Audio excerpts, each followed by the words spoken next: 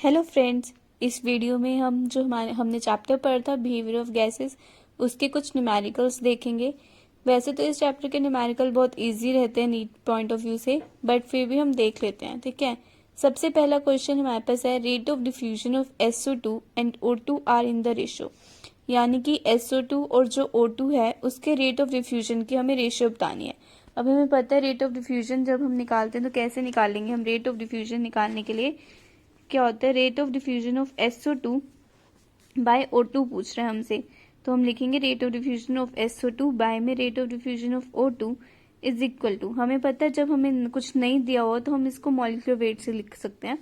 तो molecular weight के inverse relation में होता है, यानी कि molecular weight of oxygen molecular weight of SO2 नीचे आ जाएगा और मॉलिक्यूलर वेट ऑफ ऑक्सीजन क्या होगा, ऊपर आ जाएगा। तो मॉलिक्यूलर वेट ऑक्सीजन का कितना आ जाएगा 32 और SO2 का 64, तो इसको हम डिवाइड कर लेंगे।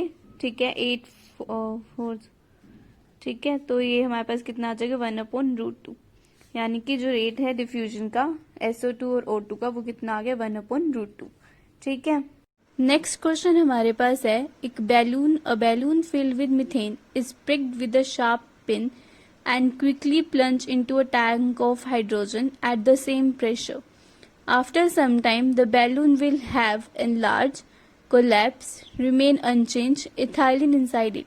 इस क्वेश्चन में कह रहे हैं कि एक बैलून था जिसके अंदर हमने मीथेन गैस फिल की हुई थी, उसको हमने एक शार्प पिन के साथ उसको हमने उसमें एक छेद किया और उसको जल्दी से एक हाइड्रोजन के टैंक में रख दिया जो सेम प्रेशर पे थी। हमें ये बताना है कि बैलून कुछ देर के बाद एनलार्ज हो जाएगा, कोलैप्स हो जाएगा, अनचेंज उसका साइज उसका चेंज नहीं होगा, या उसके अंदर इथाइलिन आ जाएगी। अब हमें यहाँ पे कहीं पे इथाइलिन नहीं दिया, और अगर रिएक्शन भी देखें मीथेन और हाइड्रोजन के बीच में अगर रिएक्शन होगी भी तो भी इथाइलिन नहीं बन सकता, तो इसलिए फोर्थ ऑप्शन तो गलत हो ही जाएगा। सेकंड, थर्ड ऑप्शन जिसका साइज अनचेंज है ये भी गलत होगा, क्योंकि हमें पता है या तो थोड़ी देर के बाद मीथेन बाहर जाएगी उस होल से, या फिर हाइड्रोजन उस होल से अंदर आएगी, इसलिए उसका साइज या तो बढ़ेगा या कम होगा, अनचेंज तो रहेगा ही नहीं। ठीक है, इसलिए थर्ड ऑप्शन भी गलत हो गया। अब बढ़ेगा या कम होगा वो देखने के लिए हम क्या करेंगे, हम दोनों का मॉलिक्यूलर वेट देखेंगे। दोनों का मॉलिक्यूलर वेट के लिए हमें पता है जो मीथेन गैस है हमारे पास उसका मॉलिक्यूलर वेट हमारे पास 16 ग्राम हो जाएगा, और जो हाइड्रोजन है उसका मॉलिक्यूलर वेट हमारे पास कितना हो जाएगा 2 ग्राम। अब हमें पता है जो रेट ऑफ डिफ्यूजन होता है वो इनवर्सली प्रोपोर्शनल होता है to the root of molecular weight, यानी कि जिसका मॉलिक्यूलर वेट ज्यादा है उसका रेट ऑफ डिफ्यूजन कम है। यानी कि मॉलिक्यूलर वेट किसका ज्यादा है, CH4 का मॉलिक्यूलर वेट ज्यादा है, तो यानी इसका रेट ऑफ डिफ्यूजन क्या है, कम है। यानी कि जो CH4 का रेट ऑफ डिफ्यूजन है वो क्या है, कम है एज कम्पेयर टू हाइड्रोजन। तो यानी कि जब यहाँ पे हम होल करेंगे तो हाइड्रोजन पहले बैलून के अंदर जाएगी, बाद में CH4 आएगी, क्योंकि रेट डिफ्यूजन का हाइड्रोजन का ज्यादा है इस वजह से। या अगर हाइड्रोजन CH4 उसमें है और अगर हाइड्रोजन भी उसके अंदर चल जाएगी तो बैलून का जो साइज है वो क्या होगा, बढ़ेगा। इस वजह से इसका ऑप्शन क्या हो जाएगा कि बैलून का साइज एनलार्ज होगा।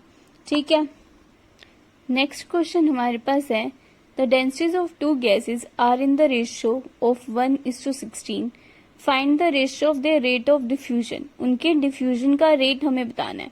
तो हमें पता है जो रेट ऑफ डिफ्यूजन होता है, रेट ऑफ डिफ्यूजन जो है हमारे पास वो इनवर्सली प्रोपोर्शनल होता है रूट ऑफ डेंसिटी के, क्या है, इनवर्सली प्रोपोर्शनल है। तो हम यहाँ से डायरेक्टली बता सकते हैं कि जो रेट ऑफ डिफ्यूजन है अगर डेंसिटीज 1:16 में है तो रेट ऑफ डिफ्यूजन जो है रूट ऑफ 16/1 में होगा, दैट इज 4:1 होगा, क्योंकि इनवर्स रिलेशन में है। तो इस वजह से हमारे पास ये आ जाएगा कि डेंसिटी का रेशियो 1:16 अगर है तो इनवर्स रेशियो में यानी कि √16/1 दैट इज 4:1 हो जाएगा। नेक्स्ट क्वेश्चन हमारे पास है which gas can be easily liquefied. किस गैस को हम इजिली लिक्विफाई कर सकते हैं। हमें दे रखा है A अमोनिया के लिए, CO2, SO2 और Cl2 के लिए। अब मैंने आपको जब बताया था तो मैंने बताया था कि जहाँ पे A की वैल्यू ज्यादा होगी, जिसके लिए A की वैल्यू ज्यादा, उसके लिए इंटरमॉलिक्यूलर जो फोर्सेस हैं वो क्या होंगे, ज्यादा होंगे। इंटरमॉलिक्यूलर फोर्सेस क्या होंगे, ज्यादा होंगे, और उसी गैस का लिक्विफिकेशन भी क्या होगा, ज्यादा होगा। ठीक है, जिसके लिए A की वैल्यू ज्यादा यानी कि उसके लिए लिक्विफिकेशन क्या होगा, ज्यादा। अब अगर हम देखें तो ए की लिक्विफिकेशन ज्यादा के लिए, लिक्विफिकेशन इजी करने के लिए हमें लिक्विफिकेशन की वैल्यू ज्यादा चाहिए, यानी कि ए ज्यादा होना चाहिए। अब देखें तो अमोनिया का 4.17, CO2 का 3.59, SO2 का 6.71, Cl2 का 6.49। अगर हम देखें इन सब के अंदर जो है हमारे पास सबसे ज्यादा किसका है, SO2 का। SO2 का 6.71 दे रखे, तो यानी कि SO2 का क्या है हमारे पास सबसे ज्यादा है, तो यानी कि ए की वैल्यू SO2 की सबसे ज्यादा है 6.71, तो यानी कि उसके लिए लिक्विफिकेशन भी क्या हो जाएगा, ज्यादा हो जाएगा, यानी SO2 हमारे पास आंसर होगा। यानी कि SO2 का लिक्विफिकेशन सबसे ज्यादा होगा क्योंकि उसके लिए ए की वैल्यू क्या है, सबसे ज्यादा है। नेक्स्ट क्वेश्चन हमारे पास है 1 mole of real gas A is equal to 1.4 occupies a volume of 0.1 liter at 300 Kelvin temperature, then the pressure of gas will be at low pressure। ठीक है, यानी कि 1 मोल दे रखे, कोई रियल गैस है उसका 1 मोल दे रखा है, उसके लिए ए की वैल्यू यानी इंटरमोलिकुलर फोर्स ऑफ अट्रैक्शन की वैल्यू 1.4 है, जो वॉल्यूम 0.1 लीटर ऑक्यूपाई करता है 300 केल्विन टेम्परेचर पे। हमें प्रेशर बताना है गैस का लो प्रेशर पे। ठीक है, जब गैस को लो प्रेशर पे रखा जाएगा तो उसके लिए हमें वैल्यू बतानी है प्रेशर की।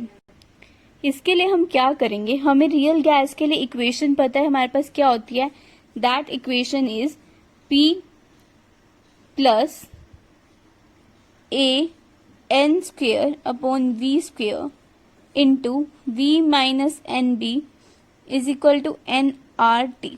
अब हमें पता है लो प्रेशर है, लो प्रेशर का मतलब क्या है, वॉल्यूम ज्यादा है, तो हम वॉल्यूम ज्यादा है तो मॉलिक्यूल के वॉल्यूम को निग्लेक्ट कर देंगे, यानी ये टेंड्स टू बी 0।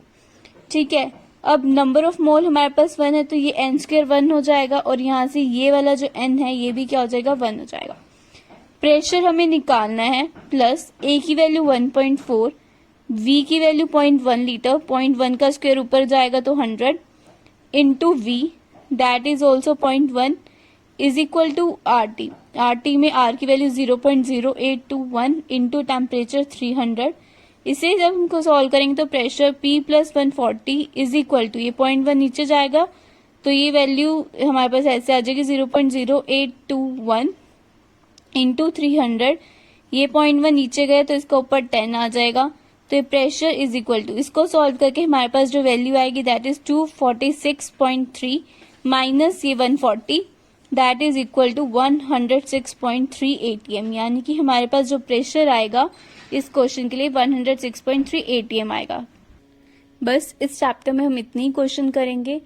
उसके बाद अगर आपको इन क्वेश्चंस में डाउट हो या इसके अलावा किसी और क्वेश्चंस में डाउट हो जो आपने किए हो, वो आप मुझे कमेंट बॉक्स में भेज सकते हैं, और प्लीज इस चैनल को सब्सक्राइब कर दीजिए।